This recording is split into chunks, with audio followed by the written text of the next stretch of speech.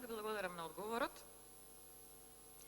Односите со соседите секако се најважни, се согласувам во тој дел, меѓутоа мораме да се согласиме дека и се најтешки, што се однесува до искуствата кои што барем ние како држава досега ги имаме. И еве јас колку и да гледам позитивно на работите, колку и да се обидувам, еве како што ми советувавте, да ги проширам хоризонтите на гледање, јас морам уште еднаш да ја изразам мојата особена загриженост затоа што ние немаме план Б доколку дојде евентуално до ова што јавно и многу јасно го најавуваат нашите пријатели, како што добри пријатели, како што велите вие.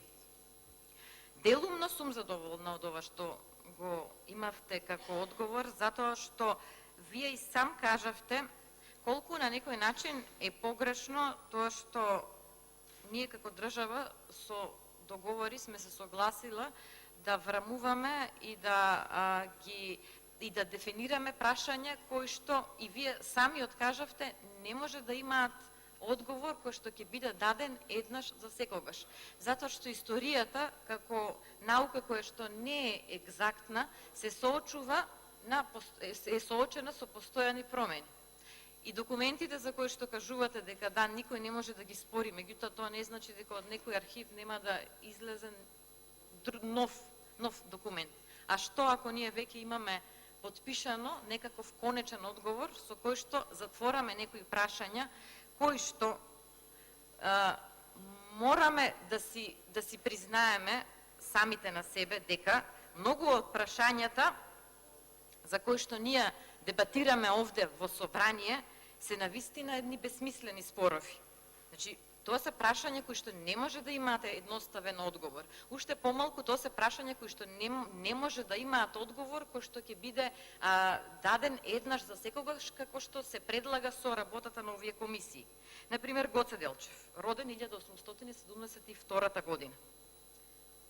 Во време кога нема бугарска држава, има Отоманска империја и сега некој да бара упорно ние него да го окарактеризираме како етнички бугарин, простете, е безсмислено.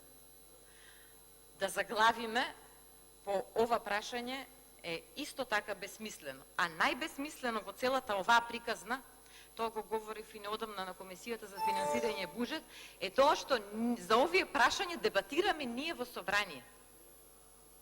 Ваквите прашања требаше да бидат решени на меѓународни научни симпозиуми, кои што вие како влада, според вашето ветување на страница 123 од планот за живот, требаше со буџетот за наука, што ќе сте го зголемеле, не знам за колку проценти беше, да ги овозможите и да бидат водени од научниците, а не од нас како пратерици.